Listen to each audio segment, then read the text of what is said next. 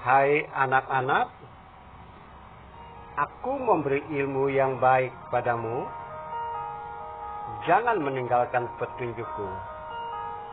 Dengarkan dan perhatikan didikan orang tuamu, supaya engkau beroleh pengertian. Karena ketika aku masih tinggal di rumah orang tuaku, aku diajari, biarlah hatimu memegang perkataanku, berpegang pada petunjukku, maka engkau akan hidup.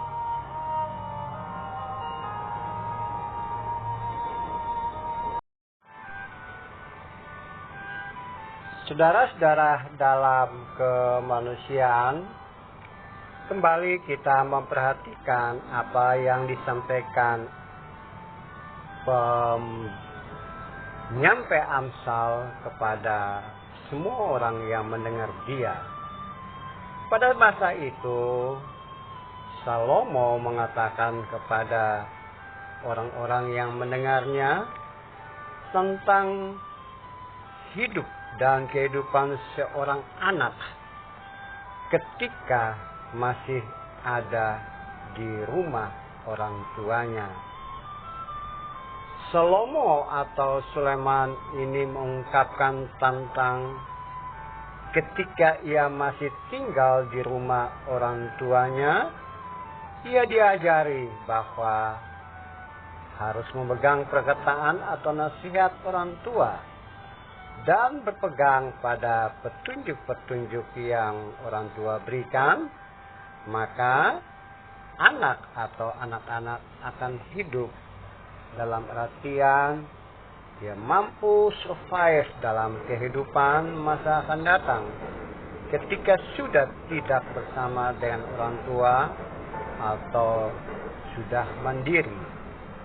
Saudara-saudaraku yang kekasih, saudara-saudara dalam Tuhan, saudara-saudara yang mengasihi Tuhan. Konteks Amsal pada masa lalu atau konteks penyampai kata-kata hikmat pada masa itu tentu saja mengena dengan hidup dan kehidupan kekinian kita. Kita juga bisa berkata kepada anak-anak atau generasi penerus kita agar mereka mendengar nasihat, didikan, ajaran dari orang tua. Kita juga bisa berkata, hai anak-anak, saya, ayah atau ibu, memberi ilmu yang baik padamu. Jangan engkau meninggalkan petunjuk dari orang tua. Dengarkan dan perhatikan didikan orang tua supaya engkau memperoleh pengertian, engkau memperoleh wawasan, engkau memperoleh pandangan yang luas, engkau memperoleh pengalaman-pengalaman baru yang nantinya bisa dipakai dalam hidup dan kehidupan masa akan datang ketika masih mandiri. Saudara-saudara dalam kemanusiaan, saudara-saudara yang Tuhan kasihi dan saya kasihi, itulah model pendidikan pada masa lalu. Model bimbingan yang dilakukan oleh orang tua terhadap anak-anaknya. Pada masa kini pun hal yang sama patut kita kerjakan dan lakukan.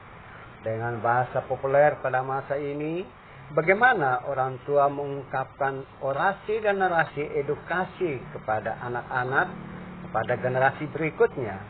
Yang utama adalah bagaimana menciptakan kualitas hubungan setiap saat pada mereka.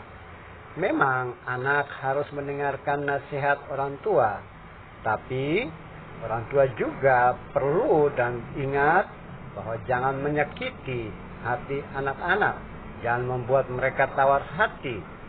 Jangan sampai atas nama orang tua kita memberikan edukasi dan narasi kepada generasi penerus dengan ancaman, dengan caci maki, dengan kata-kata yang keras dan menakutkan, bahkan membuat mereka tidak percaya terhadap wibawa ayah dan ibu atau orang tua.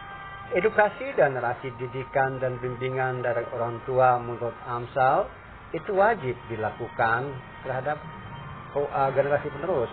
Namun harus juga dikerjakan, dilakukan penuh dengan hikmat, penuh dengan kebijaksanaan, penuh dengan hal-hal yang membangun, penuh dengan hal-hal yang positif, dan mendorong mereka, mendorong generasi penerus agar hidup sesuai dengan apa maunya Tuhan dalam kehidupan. Dengan yang demikian, pada masa yang akan datang, ketika generasi penerus atau anak-anak melakukan interaksi dalam hidup dan kehidupannya, dia ingat persis bahwa ada petunjuk-petunjuk, ada bimbingan, ada hal-hal positif, ada relasi dan relasi yang membangun yang ia dapatkan dari orang tuanya.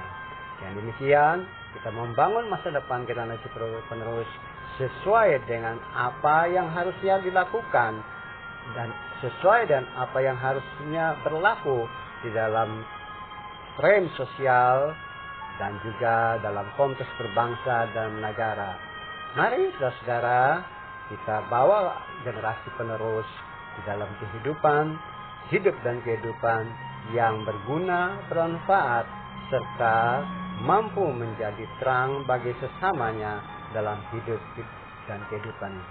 Berikan mereka narasi dan narasi kehidupan, maka mereka pun hidup di dalam takut pada Tuhan, serta membangun kehidupan yang sangat baik. Dan dengan demikian, mereka diberkati, anak-anak diberkati, maka orang tua pun diberkati. Tuhan jadikan kami sebagai orang tua yang menyampaikan orasi dan narasi edukasi kepada generasi penerus sesuai dengan kehendak Tuhan. Amin.